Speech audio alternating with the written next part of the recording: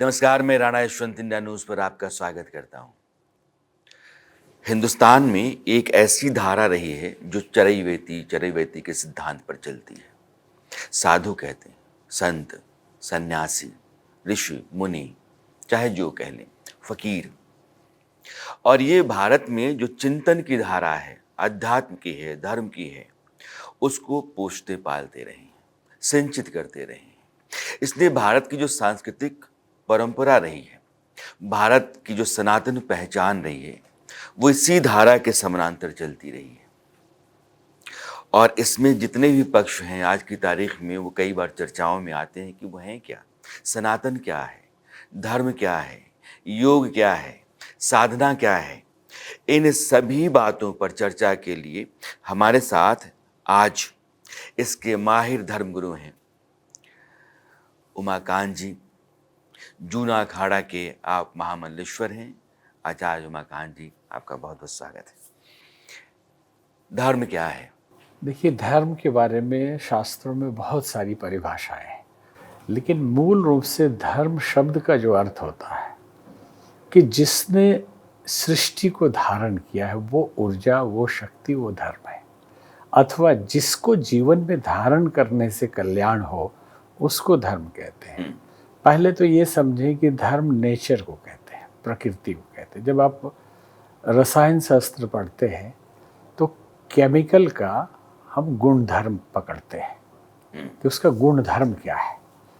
तो इस आधार पे समझेंगे तो किसी वस्तु, व्यक्ति, जड़ चेतन जो भी है, उसका जो प्रकृति है वो धर्म है। इसलिए भगवान कृष्ण ने गीता में अष्टधा प्रकृति कहा, बाह्य प्रकृति, अंतः प्रकृति। बाह्य प्रकृति में पेड़ पौधे, पर्वत, नदी, नाले, ये सब हमारी प्रकृति है, मतलब हमारा स्वभाव है।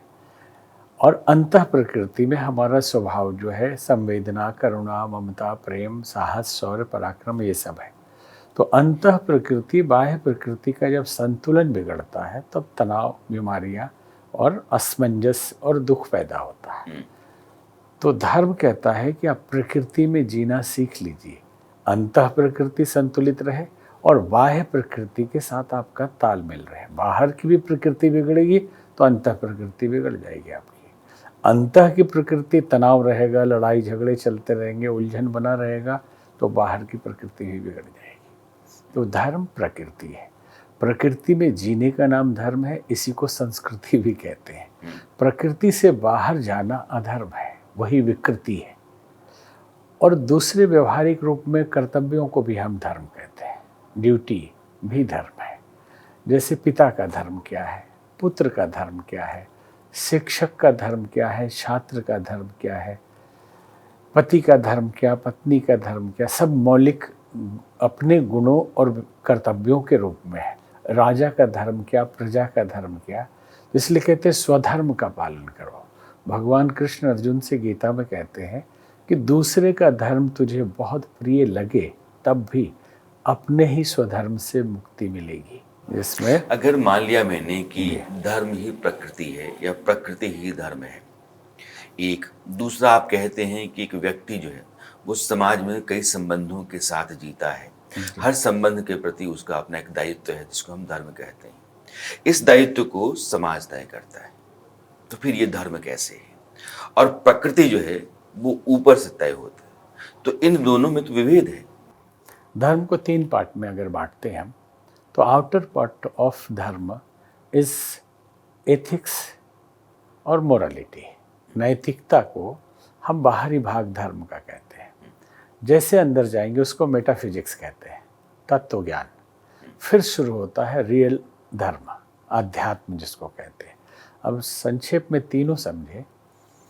लड़ाइयाँ पूरे विश्व में धर्म के नाम पे, संप्रदायों के नाम पे जो होती है, वो नीति नियम की होती है। धर्म की लड़ाई होती ही नहीं कभी, क्योंकि धर्म जो समझ लिया वो लड़ेगा ही नहीं। तो नीति नियम भौगोलिक परिस्थितियाँ, मौसम के हिसाब से बदल जाती है। जहाँ जिस संप्रदाय की उत्पत्ति हुई, वहाँ की भौगोलिक परिस्थिति जो थी कि क्या खाना चाहिए, साग सब्जी नहीं है तो गधा बैल घोड़ा कुछ भी खा लो, धर्म है, धर्म अलाउ कर रहा है। दिक्कत है तो 4-5 शादी कर लो। पानी की कमी है तो पाइप वाले लोटा का प्रयोग करो, नहाने का पानी नहीं है तो यहीं से डाल के काम चला लो। ये अलग अलग हुआ। एक धर्म का बाहरी स्वरूप दूसरे धर्म से एकदम अधार्मिक दिखाई देगा। जैसे जूता पहन के जाना किसी मंदिर में, पूजा स्थान में महापाप है हिंदू धर्म के हिसाब से, और पादरी जूता पहन के जाता है चर्च में, तो क्या उसको भगवान नहीं मिलते? उसको भी मिलते हैं, लेकिन वो माइनस डिग्री में रहता है जहाँ उसका चर्च है। और हिंदू के लिए इतनी गर्मी है कि उन एक पानी का जगह बनाया जाता है मंदिर में प्रवेश करने से पहले कि आप नहा के आए होंगे तब भी जूता उतारिए, उसमें पैर डालिए, फिर अंदर जाइए। तो बाहरी दृष्टि से इधर से देखने पे लगेगा जूता पहन के जाना अधर्म है। कुछ संप्रदाय ऐसे हैं जिसमें बहन से शादी करना अधर्म नहीं है, नैतिक है। यहाँ तक कि बेटी से शादी करते हमने वीडियो देखा और खुश हैं वो लोग। तो ये धर्म है या अधर्म है? भौगोलिक परिस्थितियों के हिसाब से वहाँ के लिए नियम बना था, सार्वभौम नियम नहीं है। ये भारत में नहीं चलना चाहिए और न चलेगा। तो और लड़ाइयाँ बाहरी स्वरूप के लिए होती हैं। जैसे गर्मी के दिन में, अब जून में, जैसे हम अभी 2 दिन में जाएंगे लंदन, एक स्वेटर पहनना पड़ेगा। और हमारा धर्म कहेगा कि जून के महीने में आप खुले कपड़े पहनिए, गर्मी बहुत रहती है। वहाँ तो बदल गया। हिमाचल में जून के महीने में भी ठंडक रहती है, और ये भी पूजा पाठ में कहा जाता है कि आप धुले हुए वस्त्र पहन के पूजा करिए, और ऊनी वस्त्र में कोई दोष नहीं है, ठीक है, उसका अपना गुण है। लेकिन व्यवहारिक दृष्टि से देखेंगे तो ऊनी वस्त्र में क्यों दोष नहीं भाई? तो 2-4 कपड़े होते, ऊनी एक ही होता है। गरीब आदमी के पास तो एक होगा या वो भी नहीं होगा। एक ही आदमी 15 दिन वही स्वेटर पहनता था, बचपन में हमने देखा है। इसलिए कह दिया कि उसमें कोई दोष हाँ, नहीं है, दोष नहीं है, उन्हीं पहन पहन जो व्यवहारिक रूप से हमारे लिए उपयोगी है वो धर्म हो गया। तो एक ये है। और लड़ाई आपस में इसी के लिए कि आपका हरा, इनका लाल, इनका पीला, ये पूरब, ये पश्चिम, जबकि धर्म से इसका कोई लेना देना नहीं। फिर ये जीवन शैली हो। हाँ, तो और ये बदला जा सकता है। बदला जा सकता एक निहायत अनैतिक आदमी परम धार्मिक हो सकता है। बहुत कठोर बात हम बोल रहे हैं। कोई जरूरी नहीं कि बहुत नैतिक है तो धार्मिक हो जाएगा। जैसे अभी लहसुन प्याज खाने पे बहुत बहसबाजी चली इस बीच में। फिर मांसाहार और शराब पे धर्म के हिसाब से ठीक नहीं है, तामसिक है, आपके चिंतन चरित्र को बिगाड़ेगा। लेकिन भारतीय दर्शन इतना व्यापक है जिसमें आप वैष्णव है, शैव है, शाक्त है, तंत्र विद्या है, उसमें तो मांसाहार वो भी आप मत करिए क्योंकि आप तांत्रिक नहीं है। लेकिन जो कर रहा है उसको गाली नहीं दे सकते, उसकी भी पद्धति है, वो भी धार्मिक है, लेकिन आपके हमारे नीति के हिसाब से अनैतिक है वो। गजानन महाराज परम सिद्ध हुए, गांजा हाथ में ही है हमेशा, 24 घंटे उनके फोटो में भक्त पूजते हैं। रामकृष्ण परमहंस मछली खाते थे, विवेकानंद भी मछली खाते थे, बामा खेपा दारू भी पीते थे। तो नैतिक रूप से तो गलत है ये सब, लेकिन वो धार्मिक है। नैतिकता का पैमाना जिन लोगों ने तय किया है उनके वो समाज के हिसाब से नैतिकता बनती है। वैष्णव के लिए वो अनैतिक है। हाँ, नैतिक है, लेकिन शाक्त के लिए वो नहीं है। जैसे श्री अरविंदो नियमित सिगार पीते थे और बड़े सिद्ध हुए। हम नहीं कहते कि हर आदमी उसको फॉलो करे, जो उस पंथ का है वो फॉलो करता है। समूह के लिए, समाज के लिए उचित नहीं है। बहुत दिलचस्प बात कह रहे हैं आप। अब सनातन पे आइए। हाँ, आते हैं। ये दूसरा पॉइंट है कि तत्व ज्ञान, जीव, ब्रह्म और प्रकृति, तीनों का इंटर रिलेशन समझ में आ जाए तो आप तत्व ज्ञानी हैं। और जब अपने आप को जान लेंगे ना तो वही अध्यात्म है। अब है सनातन। तो सनातन शब्द जो है, जो कभी पैदा नहीं हुआ, ये एक शब्द है जो है ही, न कभी पैदा होता है, न बनता है, न बिगड़ता है। कोई कहे सनातन धर्म खतरे में है, सनातन तो चलायमान ऊर्जा का नाम है, वो कैसे खतरे में आ सकता है? वो कभी खतरे में नहीं आएगा, वो हमेशा से है, हमेशा रहेगा। दुनिया रहेगी तब भी रहेगा, नष्ट हो जाएगी तब भी वो रहेगा। तो जो ऊर्जा है मूल, जिससे पूरी प्रकृति बनी है, वो सनातन है, न मरता है वो कभी। उसको हम एवरलास्टिंग, इमोर्टल कह सकते हैं, शाश्वत भी कहते हैं, पर्यायवाची है उसका। तो अब उसको व्यवहारिक धर्म के रूप में सनातन कैसे हो गया? यूनिवर्सल ट्रूथ, जो सार्वभौम सत्य है जीवन के लिए, जो कभी बदलता नहीं, वो सनातन है। आदिकाल से बहुत संप्रदाय पैदा हुए, उनके अनुयायी भी बढ़ गए, लेकिन मौलिक चीज़ें सनातन है। कि आप अगर गलत चीज़ें खाएंगे तो बीमार पड़ जाएंगे, ये सनातन नियम है। अग्नि का धर्म जलाना है, ये सनातन है। बर्फ का धर्म ठंडक पहुंचाना, ये सनातन है। तो जीवन के लिए जो उपयोगी व्यवहारिक ज्ञान हुए उसको भी सनातन माना गया। कोई अलग से संप्रदाय नहीं कि इनके लिए किस देवता को पूजता है, इससे कोई लेना देना नहीं। वो कांवर लेके जाता है या नहीं, कोई लेना देना नहीं। सनातन जीवन के लिए जो उचित सिद्धांत है उसको मान रहा है, तो सनातन सिद्धांतों को फॉलो कर रहा है।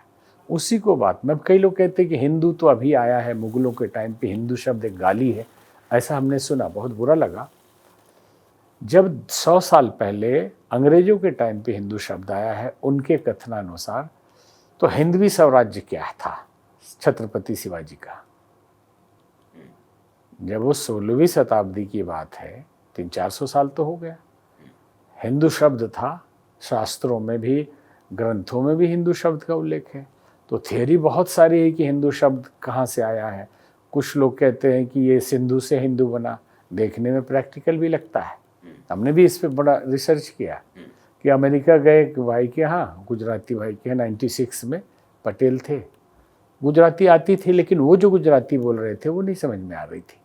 उनके पिताजी कवि थे, गर्मी की छुट्टी में गए थे, तो दिन भर कविता सुनाते रहे। तो बोले, बापू मारा दीकरा हाजे आव है, जबकि होना चाहिए मारा दीकरा साझे आवसे, तो शाम को आएगा। हमने सोचा तुतलाते हैं। फिर बेटा आया भरत भाई पटेल, तो वो बोल रहा, बापू जी મને હવાલે હાલે 8 વાગે જવાનું છે। हमने कहा बाप रे, तो खानदानी बीमारी है। फिर 2-4 जगह गए तो बोले आ होरती गुजराती छे, ये सूरत की गुजराती, सा को हा बोलते हैं, ता को टा बोलते हैं। इसलिए मोदी जी और अमित शाह जी, इनके हिंदी का भाषण आप सुनिएगा कभी भी, बहुत बड़ी बात बोल रहे हैं, बहुत ध्यान से, मतलब कभी बोल ही नहीं सकते, मतलब अच्छा टा बोलेंगे वो। रमेश भाई ओझा की कथा हिंदी में सुनिए आप, मतलब ता को टा बोलते हैं। तो सा को ईरानी पारसी लोग जब इधर आने लगे तो ईरान में सा को हा बोला जाता है, तो ये असर हुआ, तो सिंधु को हिंदू बोलने लगे लोग। ये एक थियरी ये भी है। तो फिर क्या इंडिया पर्यायवाची है सिंधु का? भाई सिंधु से हिंदू हो गया तो इंडिया कहाँ से आ गया? तो अंग्रेज लोग जब हिंद बोलते थे तो आधा ऊपर रह जाता था, इंड, हिंद, तो इंड हो गया ये। इसलिए जब आप देखेंगे सिंधु घाटी की सभ्यता, इंडस वैली सिविलाइजेशन, हाउ, कैसे आप सिंधु को इंडस कह देंगे आप? तो ये सब बदलाव आया है। हिंदू शब्द पहले से रहा है। भारतीय परंपरा में साधना लंबे समय से रही है। अभी प्रधानमंत्री ने भी जाकर के और विवेकानंद रॉक पर साधना की। साधना क्या है? पूजा है, साधना है, सन्यास है, साधना क्या? देखिए, सन्यास एक परंपरा है, पहले उधर से शुरू करते हैं। भारतीय संस्कृति को 100 वर्ष जीने का माना गया, जिसके लिए वेदों में कहा गया जीवेम शरदः शतम, 100 साल जिए। तो कैसे जिए? स्वस्थ जिए। उसके लिए भी श्लोक आता है, पश्याम शरदः शतम, 100 साल तक देखते रहे। श्रृणुयाम शरदः शतम, 100 साल तक कान भी ठीक रहे। तो सुने तो क्या सुने? तो कहते हैं भद्रम कर्णे भी शृणुयाम देवा, अच्छी अच्छी चीज़ें सुने। तो 100 साल जिए तो कैसे जिए? उसका सिस्टम बना हुआ था, आश्रम व्यवस्था। भारतीय संस्कृति, जब इतिहास, प्राचीन भारतीय इतिहास पढ़ेंगे तो जो संस्कृति पक्ष है, कल्चर, इंडियन कल्चर, उसमें 4 वर्ण और 4 आश्रम की व्यवस्था प्रमुख रूप से आती है। तो लोग क्या मान लेते हैं कि जहाँ साधु लोग रहते हैं उस बिल्डिंग को आश्रम कहा जाता है, जबकि ये नहीं है। साधु का आश्रम होता ही नहीं, वो डेरा होता है। उसने अपना श्राद्ध तर्पण कर लिया, पिंड, क्योंकि सन्यास की परंपरा का ये नियम है कि आप 7 पीढ़ी माँ की तरफ से, 7 पीढ़ी बाप की तरफ से, जिंदा माँ बाप का, और अपना श्राद्ध करेंगे, पिंडदान करेंगे। ऐसे ही गेरुआ वस्त्र खरीद के कोई सन्यासी नहीं बन सकता, ठीक है? तो आप सब वर्णों से ऊपर उठ जाते हैं। तो इसमें रूल बनाया गया कि 100 साल को कैसे सिस्टमेटिक रखा जाए।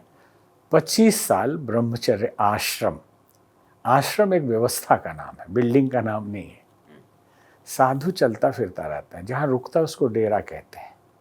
इसलिए आप तो धनबाद का समझ रहे हैं कि वहाँ घर कोई नहीं कहता था, डेरा पर जा रहे डेरा पर से आवतनी हाँ। है, भोजपुरी में ही कहते थे, हाँ। डेरा ही कहते हैं। तो डेरा शब्द आया है साधुओं से कि जहाँ रुकते हैं, हमारा परमानेंट नहीं, किराए का घर है एक तरह का। जिंदगी भी डेरा ही है एक, जहाँ डेरा डाल दिए 2 दिन के लिए, फिर आगे बढ़ गए। तो आश्रम क्या है? भ्रम इतना बड़ा आश्रमों के नाम से, बिल्डिंग को आश्रम समझते हैं। आश्रम जीवन पद्धति की व्यवस्था का नाम है। 4 आश्रम की परंपरा है, ब्रह्मचर्य, गृहस्थ, वानप्रस्थ और सन्यास। तो 25 साल की उम्र तक शक्ति संचय, साधना और ज्ञान अर्जन, ये 25 साल की उम्र तक। जब 25 के हो गए तो आप घर लौटते थे गुरुकुल से, तो आपके माता पिता 4-6 महीने साथ में रहते थे और वो आपको गृहस्थी सिखाते थे, क्योंकि आप तो दूसरा पढ़ के आए हैं। और फिर माता पिता वानप्रस्थ में चले जाते थे, 50 के हो चुके होते थे। आज जो सास बहू के झगड़े होते हैं, सास चाबी लेके बैठी है, कहते हैं ना कि छाती पे मूंग दल रही है बैठ के, और भयंकर टेंशन परिवार में चलता है। पहले नहीं होता था, क्योंकि सास 2-4 महीने बहू को सिखा के पति पत्नी वानप्रस्थ में चले जाते थे, और कभी कभी बीच में आते थे 1-2 साल में, तो बच्चे भी खुश रहते थे और बच्चे भी उनका ख्याल रखते थे जाके कि हमारे पिताजी माताजी कैसे हैं, कुछ अनाज वहाँ पहुँचा दे, कुटिया में रहते हैं। तो यहाँ से वानप्रस्थ शुरू होता है। तो गृहस्थ को आश्रमों की धुरी मान, न्यूक्लियस ऑफ 4 आश्रम। न्यूक्लियस क्योंकि ब्रह्मचारी भी पैदा होगा गृहस्थी में, सन्यासी भी पैदा होगा गृहस्थी में, पालन पोषण उसी में संस्कार मिलेंगे। और नौकरी साधु नहीं करता है, टैलेंटेड कितना भी होगा, कितना भी पढ़ा लिखा होगा। जैसे हम चाहे तो कहीं भी प्रोफेसर बन सकते थे।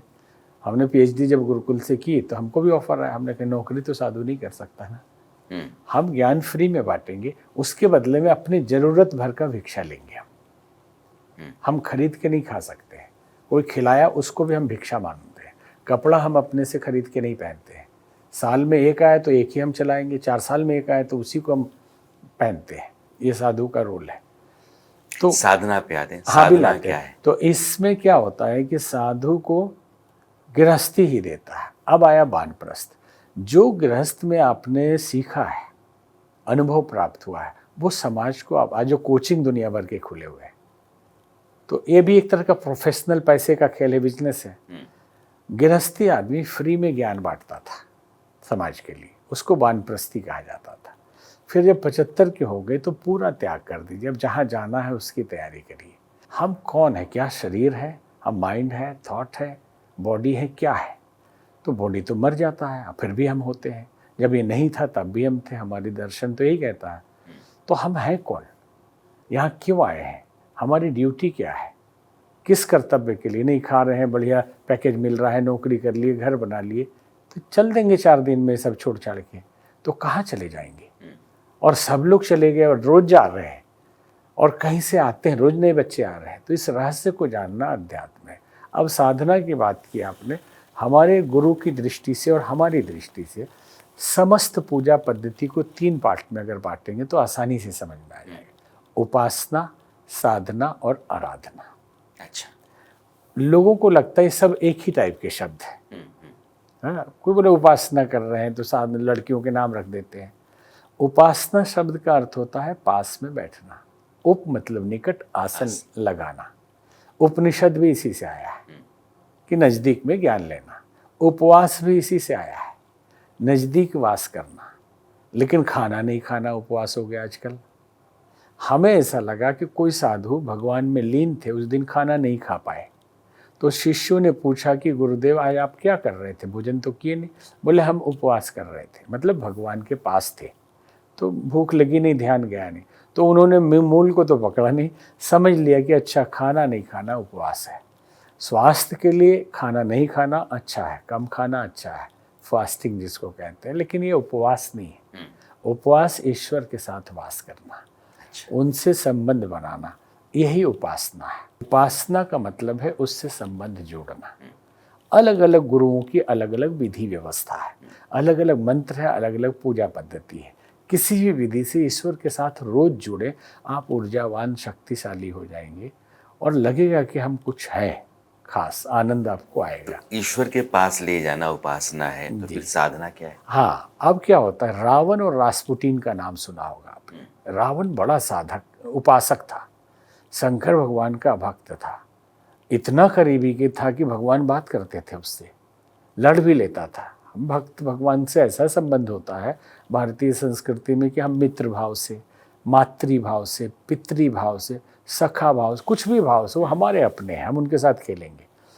उपासना का एक अच्छा आपको टिक बताते हैं कि ठाकुर रामकृष्ण परमहंस काली माता से बातें करते थे। मैं कहता आँखन देखी, ये हमारा बचपन से अनुभव है, आप भी बात कर सकते हैं। ये जरूर है कि आध्यात्मिक दृष्टि से पवित्रता हो तभी ईश्वरीय तत्वों के दर्शन होते हैं। पवित्र बनिए, एक उपाय। दूसरा, साइकोलॉजिकल ट्रिक क्या है, इष्ट से बात करने का तरीका क्या है, उपासना का ही अंग है। वो तरीका ये है कि आप अगर कर सकें तो 24 घंटे जब याद आए अपने इष्ट को याद करिए। और संस्कृत नहीं आता कोई बात नहीं, हिंदी में बोलिए, अपनी भाषा में बोलिए कि प्रभु आप मेरे साथ, 24 घंटे आप मेरे साथ रहते हैं, आप मेरी रक्षा करते हैं, मेरे अंदर बाहर। वो दिखेगा। एक पर्स में फ़ोटो रख लीजिए अपने इष्ट का और उसको 2-4 बार 1 मिनट के लिए देख लीजिए और फिर खाली टाइम में थोड़ा 1-2 मिनट याद करिए, ऐसा चेहरा है, वैसा भगवान मुस्कुरा रहे हैं। हम कई लोगों को देखें, उनके परंपरा की पद्धति हो सकती है, बुरा हम नहीं मानते। खाना खाएंगे तो थोड़ा सा तोड़ तोड़ के भगवान को भोग लगा दिया। अरे तोड़ के क्यों लगा रहे हो, अपने तो ऊपर से पर्सन भी लीजिएगा, दूसरा आइटम आ गया उसमें से तो तोड़े नहीं आप, हा? और नीचे रख दिया आपने, भगवान को नीचे खिलाएंगे, आपने थाली में चांदी के खा रहे हैं। तो हमने कहा भक्त का तरीका ये है कि सौंप दीजिए थाली, प्रभु ये लीजिए, हम आपसे बाहर थोड़े ही हैं, आप तो कण कण से खा रहे हैं।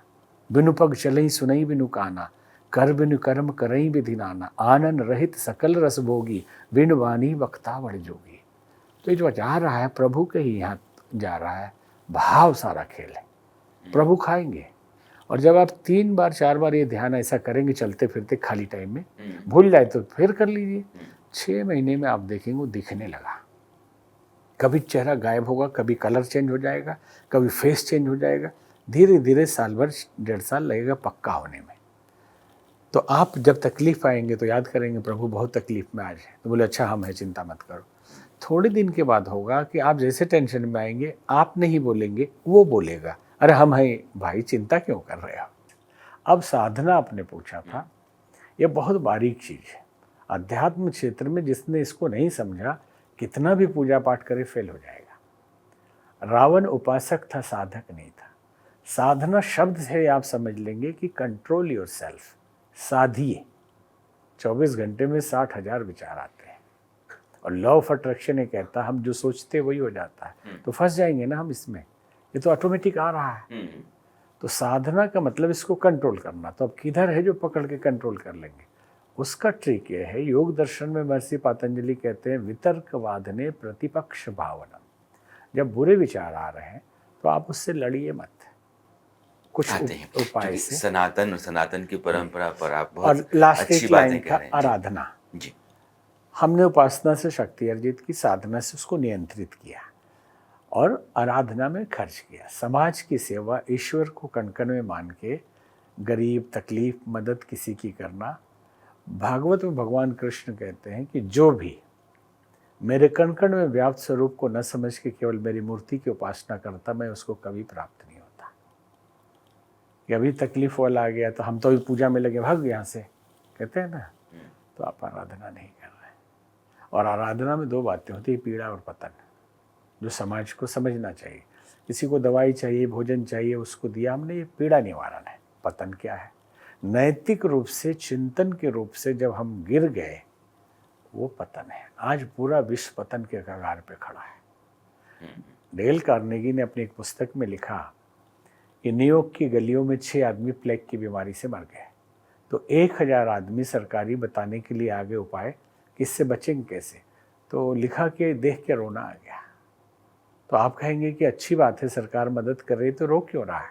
बोले इसलिए रो रहा था मैं कि 6 आदमी प्लेग से मरे हैं तो 1000 आदमी बताने के लिए। नेगेटिव थिंकिंग से, नकारात्मक चिंतन से, डिप्रेशन से लाखों लोग रोज मर रहे हैं।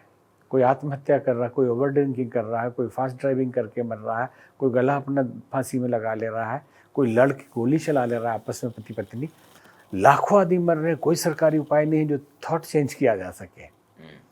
तो आराधना में नैतिक उत्थान के लिए ज़रूरत है अच्छे विचारों को समाज में फैलाया जाए। वो समस्याएं व्यक्तिगत हो, समस्याएं पारिवारिक हो, समस्याएं सामाजिक हो, सभी अंतर्राष्ट्रीय हो। राष्ट्रों के द्वंद्व और लड़ाइयाँ भी विचारों की विकृति है। सनातन परंपरा में जो धार्मिक आध्यात्मिक चिंतन की धारा चलती है उसमें कई तरह के लोग मिलते हैं। कुछ को साधु कहते हैं, कुछ को संत कहते हैं, कुछ को ऋषि कहते हैं, कुछ को मुनि कहते हैं, और सन्यास तो आपने बता ही दिया है। क्या अंतर होता है साधु, संत, ऋषि, मुनि? साधु शब्द सज्जन के लिए प्रयोग किया जाता है। कोई भी हो सकता है, कोई भी हो, किसी वस्त्र में हो, कोई परंपरा ना हो, कहते एकदम साधु आदमी है। इसलिए धन्यवाद को साधुवाद भी कहते हैं, हाँ, कि साधु आदमी है, एकदम गृहस्थी है, कोई दिक्कत नहीं, सज्जन है, सरल है, उनको साधु कहा जाता है। और जो साधना करते हैं, कंट्रोल अपने को करते हैं, उनको साधक कहा जाता है। जैसे कई लोग कहते हैं हनुमान जी के साधक हैं, नहीं, भगवान की साधना नहीं होती, अपने आप की साधना होती है। उपासना ईश्वर की, साधना अपनी, और आराधना समाज की। जैसे हम शुरू में बोल रहे थे साधक के बारे में कि आत्म साधना ऐसी हो जो चटका दे चट्टान को, इतना प्रचंड नियंत्रण अपने ऊपर हो, शाश्वत प्राण ज्योति पी जाए अंधकार अज्ञान को। साधक कौन है? साधक वह जो झेले जग के पाप ताप अभिशाप को, सागर मंथन से पहले जो मथले अपने आप को, औरों को दे सुधा रत्न खुद कर लेता विश्वान है, वही साधक है। तो जो प्रश्न था कि साधु संत मुनि, मनन करने वाले को मुनि कहा जाता है। और ऐसे संस्कृत का शब्द है, लेकिन हम उसको हिंदी में कह रहे हैं, रिसर्च करने वाले को ऋषि कहा जाता था।